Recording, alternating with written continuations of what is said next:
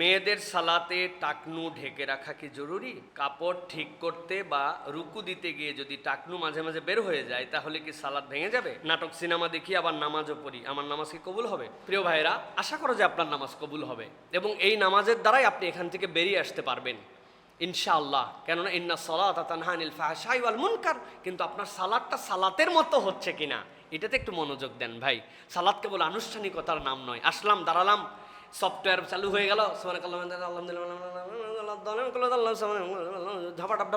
মানে চলে গেল, সফটওয়্যার যেন না হয়। এটা যেন খুশু, এটার খুজু, আগের সালাতের থেকে আরেক সালাদটা যেন একটু উন্নত, টাইমলি যেন সালাদ পড়া, একটু নফল বাড়ানো, এই চেষ্টা করেন। আর আল্লাহর কাছে বলেন, আল্লাহ এ তো ব্যাড হ্যাবিট, এগুলো আমি যেটা দেখতেছি এগুলো আমি আসলে মনের কারণে দেখে ফেলি। আল্লাহ আল্লাহ এখান থেকে তুমি আমাকে বের হওয়ার তৌফিক দান করো। ইনশাল্লাহ আপনার এই সালাত আপনাকে পরিবর্তন করে দিবে। সুতরাং কেউ নাটক দেখলো আর সিনেমা দেখলো আর আপনি বলে দিলেন নাটক সিনেমা দেখে তোর পাত্র ফুটা হয়ে গেছে, এখন তুই নামাজ কোন জায়গায় রাখবি, পড়লেও কি না পড়লেও কি? আপনি এমন ওয়াজ করছেন, হ্যাঁ নামাজ বাদ দিয়ে দিছে।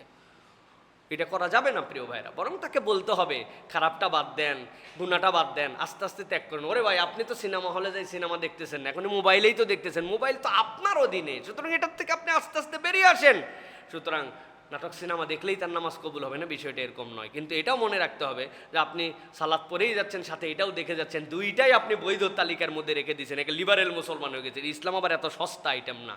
আমাদের অনেক বড় বড় ঝামেলায় পড়ি আমরা, অনেক বড় বড় বিপদ আপদ হয়, এমন ধরনের ঝামেলা সৃষ্টি হয় যখন আমরা মনে হয় আর এখান থেকে বের হওয়া যাবে না।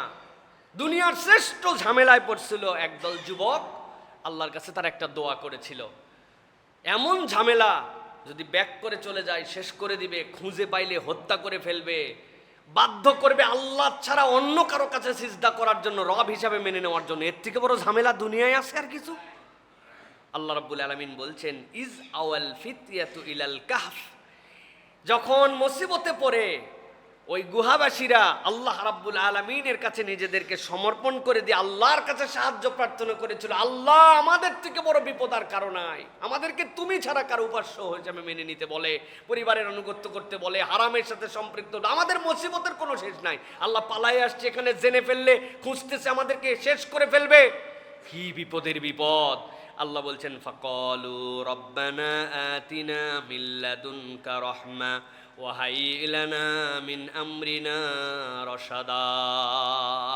আল্লাহর কাছে তারা বলল, আল্লাহ তোমার কাছে আমরা এখন বলতেছি, রব্বানা আতিনা মিন লাদুনকা রাহমা, তুমি আমাদের প্রতি রহমত দাও, ও হাইয়্ লানা মিন আমরিনা রাশাদা, আল্লাহ আমাদেরকে সুপথে তুমি পরিচালিত করো, যেই রাস্তায় চললে আমরা মুক্তি পেয়ে যাব ওই রাস্তা তুমি দেখায় দাও। কেমনে হবে, কিভাবে হবে, সিস্টেম কি, কিচ্ছু জানি না। আল্লাহ রাব্বুল আমিন চিন্তার বাহিরে 309 বছর ঘুমায় রেখে দিছিলেন। সুবহানাল্লাহি ওয়া বিহামদিহি।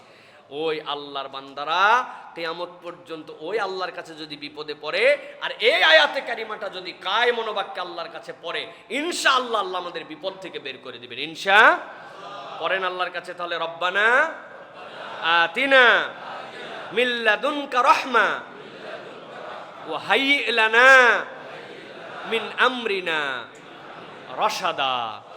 বিপদ মুসিবত বালা যতই আসুক এই আয়াতের ওজিফা, এই আয়াতের আমল করতে হবে ইনশাল্লাহ। পারবো ইনশাআল্লাহ?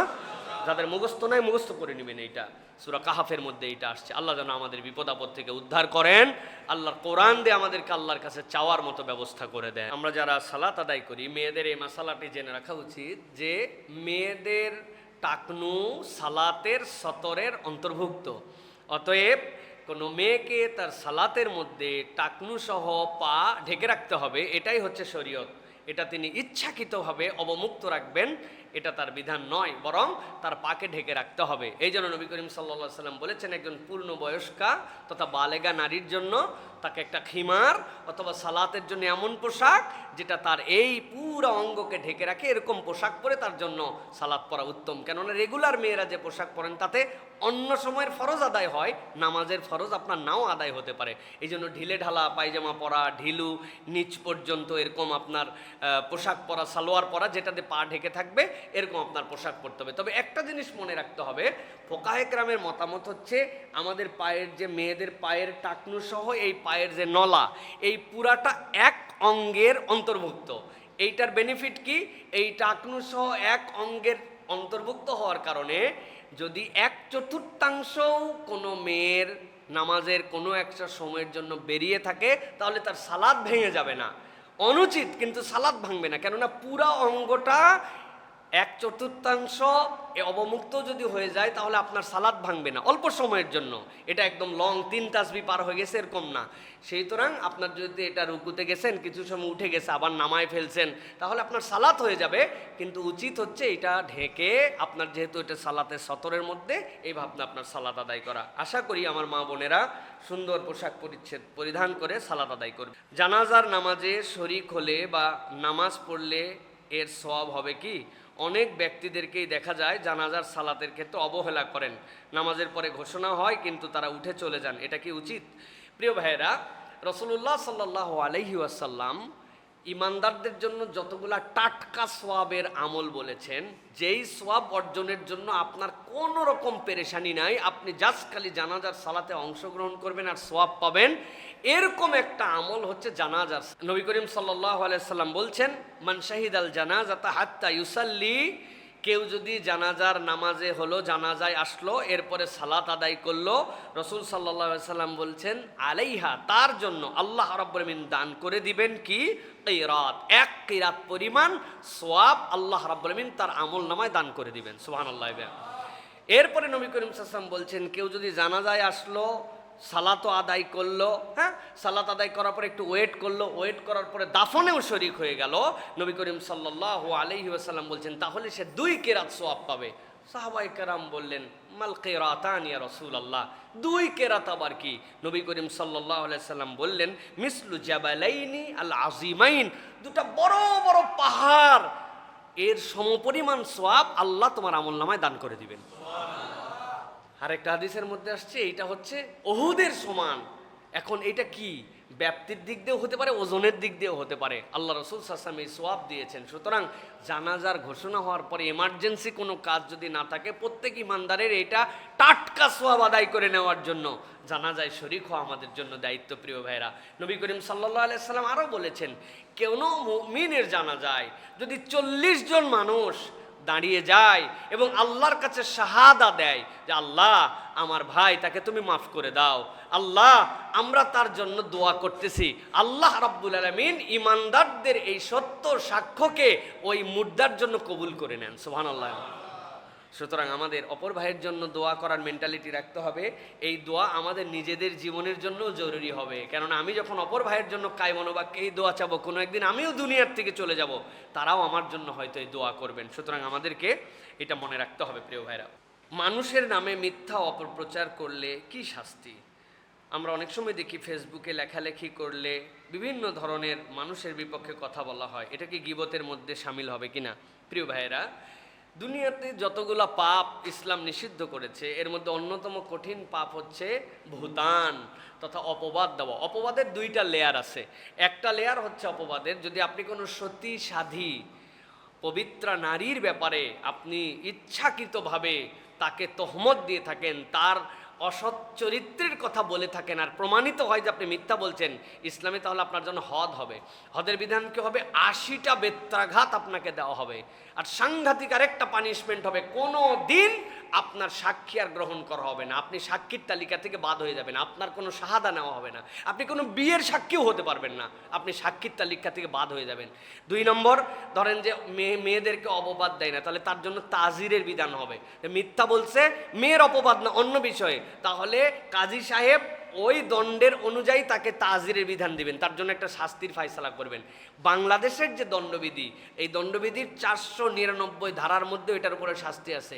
কেউ যদি কারো নামে অপবাদ দেয়, 2 বছরের সশ্রম কারাদণ্ড হতে পারে, অথবা 2 বছরের কারাদণ্ড এবং কারা এবং এর সাথে অর্থদণ্ডও তার উপরে হতে পারে। সাইবার আইন যেটা আছে সেখানেও কিন্তু এই অ্যাক্টিভিটিস আছে। সর্বোপরি আমাদেরকে মনে রাখতে হবে, নবী করিম সাল্লাল্লাহু আলাইহি ওয়াসাল্লাম বলেছেন, কেউ যদি মিথ্যা অপবাদ দেয়, কারণ আমি মিথ্যা কথা বলে, কিয়ামতের দিনে আল্লাহ রাব্বুল আলামিন একটা হুকবা, তার জন্য একটা জাহান্নামের গর্ত খনন করে এই গর্তের মধ্যে তাকে নিক্ষেপ করে দিবেন, আলাদা শাস্তি হবে। সুতরাং ভাই, অনেক সময় না বলা ভালো, কিন্তু এমন কিছু বলে দিলাম যে এটা আমি জানি না, এই জন্য রাসূলুল্লাহ সাল্লাল্লাহু আলাইহি ওয়াসাল্লাম বলে দিয়েছেন, কাফা বিল মারই কাযিবান, একজন ইমানদারের জন্য মিথ্যুক এইটুকুই যথেষ্ট, সে যা শোনে তাই বলে। আমি যা শুনলাম তাই বলে দিলাম। এইভাবে মানুষকে অপমানিত করা, মানুষের বিপক্ষে কথা বলা, লজ্জা লাগে। আপনার বিপক্ষে কোনো কথা গেলে আপনি একজন ইমানদার হয়ে ফেসবুকের কমেন্টের মধ্যে অপরকে গালাগালি করে এবং ঘোষণা দিয়ে রাখে যে আমার এই পোস্টের বিপক্ষে যদি কোনো কথা আসে, মুখ দিয়ে যা ইচ্ছা আছে আমি তাই গালি দিয়ে ফেলবো। অথচ নবী করিম সাল্লাল্লাহু আলাইহি ওয়াসাল্লাম বলছেন সিবাবুল মুসলিমি ফুসুক ওয়া কিতালুহু কুফর। তুমি কোনো মুমিন মুসলিমকে গালি দিতে পারো না, এটা তোমার ফিস্ক। ফিস মানে কি? স্পষ্ট আল্লাহদ্রোহিতা। আপনার দাড়ি চাচলে যেরকম গুনাহ হবে, নামাজ ইচ্ছা করে বাদ দিলে যেরকম গুনাহ হবে, আপনার এই গালিতে এইরকম গুনাহ হবে আপনার। অথচ আমরা মনে করতেছি আমি ইসলামিস্ট, আমি ইসলামের পক্ষে লড়ে যাচ্ছি, আমি আল্লাহ রসুলের পক্ষে ফাইট করছি। কি দিয়া? গালি দিয়া। বলদ, এটার নাম কি? বলদ। বলদ বলা হবে না। বলদ আল্লাহর একটা প্রিয় সৃষ্টি, সে আল্লাহর সবসময় নিমজ্জিত রুকুর হালতে আছে। ও আল্লাহরে রুকুর হালতে রাখছেন, মুগিব্বান আলা ওয়াজহি, কতগুলা সিজদার হালতে আছে। সুতরাং এগুলো কোনো প্রাণীর দ্বারাই উদাহরণ দেওয়া হবে না। আল্লাহ বলছেন বালহুম আদাল, এর থেকেও নিচে আরা। অতএব আমাদেরকে প্রিয় ভাইয়েরা, আমাদের আমল বরবাদ করে দেওয়ার জন্য অপবাদ, ফেসবুকিং, আজগবি কথা, গালিগালাজ, এগুলো আমাদেরকে শেষ করে দিচ্ছে। এখান থেকে আমাদেরকে বাঁচার জন্য চেষ্টা করতে হবে। আল্লাহ যেন তৌফিক দান করেন।